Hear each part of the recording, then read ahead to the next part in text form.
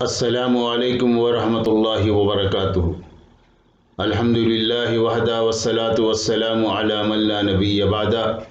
معزز سامعین، دوستوں، نوجوانوں اور بزرگوں، تمام تعریفات کے لائق وہی وحدہ لا شریک لہ ہے جس نے ہم تمام کو یہ ایک مقصد کے ساتھ پیدا کیا۔ محترم سامعین، لائف ٹیکنکس چینل میں آپ تمام کا خیر مقدم ہے۔ حج اور عمرے کے مسائل کی سیریز میں آج کا موضوع ہے حج اور عمرے کی فضیلت۔ محترم سامعین، حج مبرور ادا کرنے والا جنتی ہے۔ ایک حدیث میں آتا ہے، ابو ہریرہ رضی اللہ عنہ سے روایت ہے کہ رسول اللہ صلی اللہ علیہ وسلم نے فرمایا، عمرہ ان تمام گناہوں کا کفارہ ہے جو موجودہ اور گزشتہ عمرے کے درمیان سرزد ہوئے ہوں، اور حج مبرور کا بدلہ تو جنت ہی ہے۔ اسے بخاری اور مسلم نے روایت کیا ہے۔ محترم سامعین، اور ایک حدیث میں آتا ہے، عمرو بن عاص رضی اللہ عنہ روایت کرتے ہیں، میں نبی کریم صلی اللہ علیہ وسلم کی خدمت میں حاضر ہوا اور عرض کیا، اپنا دایاں ہاتھ آگے کیجیے تاکہ میں آپ صلی اللہ علیہ وسلم سے بیعت کروں۔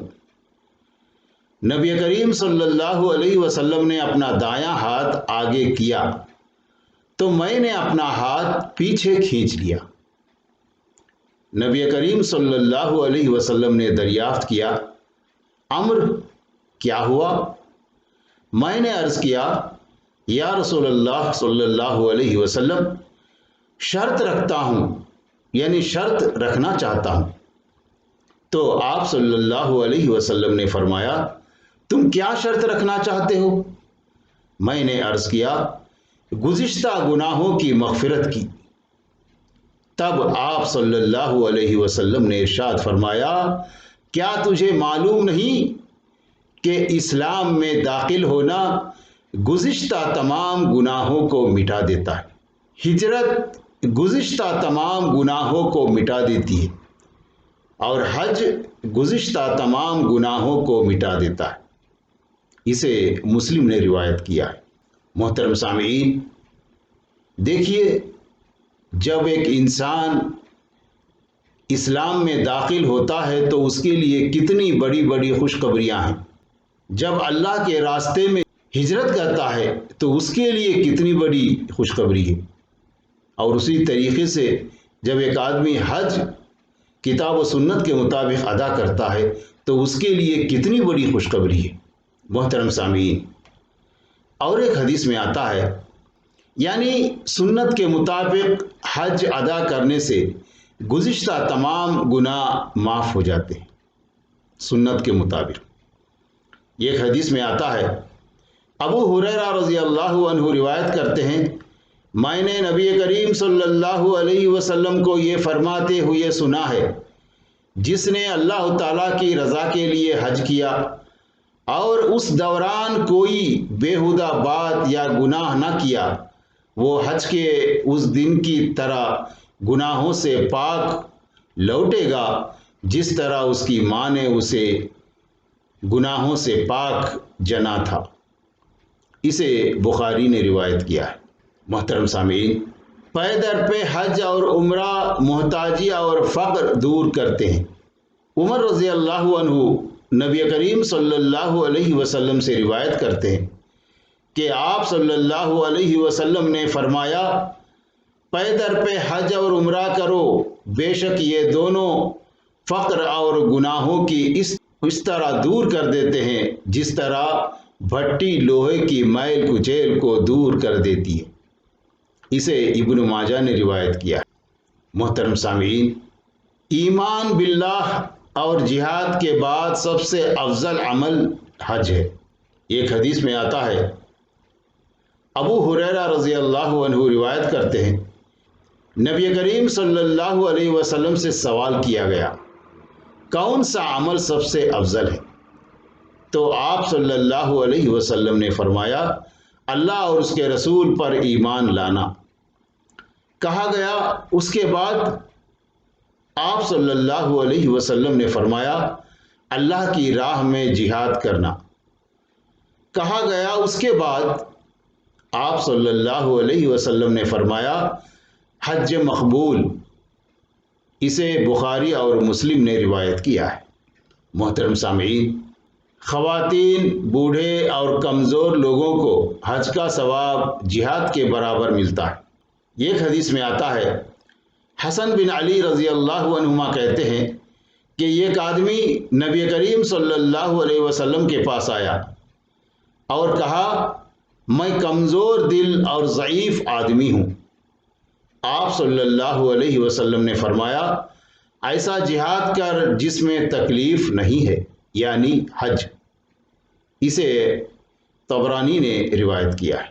محترم سامعین، ام المؤمنین عائشہ رضی اللہ عنہا سے روایت ہے، میں نے عرض کیا یا رسول اللہ صلی اللہ علیہ وسلم، ہمیں معلوم ہے کہ جہاد سب سے زیادہ افضل عمل ہے، کیا ہم جہاد نہ کریں؟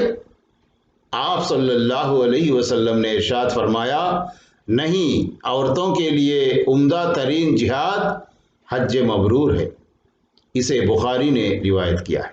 محترم سامعین، حج اور عمرہ ادا کرنے والوں کی دعائیں اللہ تعالیٰ قبول فرماتا ہے۔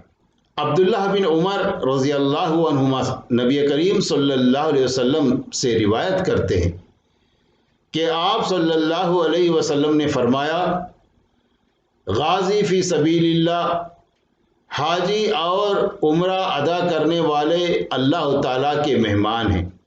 اللہ تعالیٰ نے ان کو بلایا اور انہوں نے حکم کی تعمیل کی، پھر انہوں نے اللہ سے مانگا اور اللہ نے ان کو عطا فرمایا۔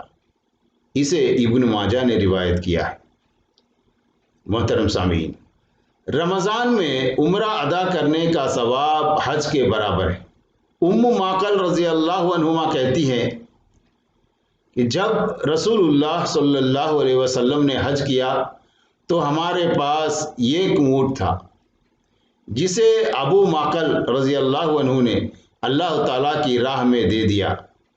اسی دوران ہمیں بیماری نے آ لیا اور ابو معقل رضی اللہ عنہ فوت ہو گئے اور رسول اکرم صلی اللہ علیہ وسلم حج کے لیے روانہ ہو گئے۔ جب آپ صلی اللہ علیہ وسلم حج سے فارغ ہوئے اور واپس مدینہ تشریف لائے تو میں حاضر خدمت ہوئی۔ آپ صلی اللہ علیہ وسلم نے فرمایا اے ام معقل، تو ہمارے ساتھ حج پر کیوں نہیں گئی؟ ام معقل رضی اللہ عنہا نے عرض کیا ہم نے تیاری کی تھی لیکن ابو معقل فوت ہو گئے اور ہمارے پاس ایک ہی اونٹ تھا جس پر ہم حج کیا کرتے تھے، جسے ابو معقل رضی اللہ عنہ نے اللہ کی راہ میں دینے کی وصیت کر دی تھی۔ آپ صلی اللہ علیہ وسلم نے فرمایا تو اس پر کیوں نہ نکل پڑی، حج بھی تو فی سبیل اللہ میں داخل ہے۔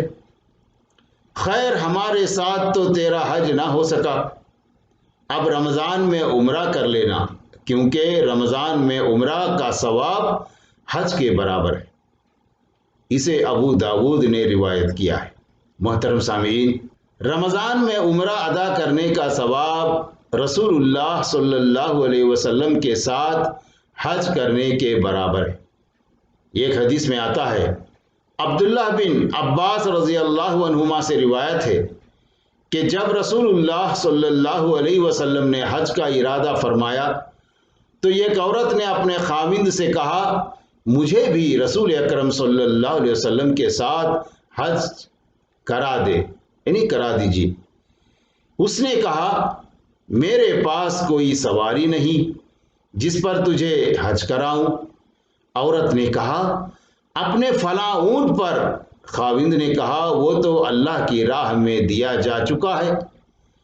پھر وہ آدمی رسول اللہ صلی اللہ علیہ وسلم کی خدمت میں حاضر ہوا اور عرض کیا یا رسول اللہ صلی اللہ علیہ وسلم، میری بیوی سلام عرض کرتی ہے، اس نے مجھ سے آپ کے ساتھ حج کرنے کی درخواست کی ہے اور کہا ہے کہ مجھے رسول اللہ صلی اللہ علیہ وسلم کے ساتھ حج کرا دو۔ میں نے کہا کہ میرے پاس سواری نہیں ہے جس پر تجھے حج کراؤں۔ تو اس نے کہا اپنے فلاں اونٹ پر حج کراؤ۔ میں نے بیوی سے کہا کہ وہ تو اللہ کی راہ میں دیا جا چکا ہے۔ رسول اللہ صلی اللہ علیہ وسلم نے ارشاد فرمایا اگر تو اسی اونٹ پر حج کرا دیتا تو وہ عمل بھی فی سبیل اللہ ہوتا۔ اس آدمی نے عرض کیا کہ میری بیوی نے مجھے آپ صلی اللہ علیہ وسلم سے یہ بات پوچھنے کے لیے کہا ہے، کون سا عمل آپ صلی اللہ علیہ وسلم کے ساتھ حج کرنے کے برابر ہے؟ رسول اللہ صلی اللہ علیہ وسلم نے فرمایا اس عورت کو میرا سلام کہنا اور بتانا کہ رمضان میں عمرہ کرنا میرے ساتھ حج کرنے کے برابر ہے۔ اسے ابو داود نے روایت کیا ہے۔ محترم سامعین، یعنی ایک حدیث میں رمضان المبارک میں عمرے کا ثواب حج کے برابر بتایا گیا ہے، جبکہ دوسری حدیث میں رمضان المبارک میں عمرے کا ثواب رسول اکرم صلی اللہ علیہ وسلم کے ساتھ حج کرنے کے برابر بتایا گیا ہے۔ اجر و ثواب میں یہ فرق عمرہ ادا کرنے والے کی نیت، خلوص اور عقیدے کی بنیاد پر ہوگا۔ محترم سامعین، حاجی یا معتمر اگر حج یا عمرہ ادا کرنے سے پہلے راستے میں ہی فوت ہو جائے تب بھی اسے حج یا عمرے کا پورا ثواب ملتا ہے۔ ایک حدیث میں آتا ہے، ابو ہریرہ رضی اللہ عنہ سے روایت ہے کہ رسول اللہ صلی اللہ علیہ وسلم نے فرمایا جو شخص حج یا عمرہ یا جہاد کے ارادے سے نکلے اور اسے راستے میں ہی موت آ جائے تو اللہ تعالیٰ اسے غازی، حاجی یا عمرہ کرنے والے کا ثواب عطا فرماتا ہے۔ اسے بیہقی نے روایت کیا ہے۔ محترم سامعین، اسی طریقے سے حالت احرام میں فوت ہونے والا حاجی یا معتمر یعنی عمرہ کرنے والا قیامت کے دن تلبیہ پکارتا ہوا اٹھے گا۔ محترم سامعین، یہ تھے حج اور عمرے کے فضائل۔ اللہ تعالیٰ سے دعا ہے کہ اللہ تعالیٰ ہم تمام کو حج عمرہ کرنے کی توفیق عطا فرمائے، کتاب و سنت کے مطابق زندگی گزارنے کی توفیق عطا فرمائے، آمین۔ وآخر دعوانا ان الحمد للہ رب العالمین۔ السلام علیکم ورحمۃ اللہ وبرکاتہ۔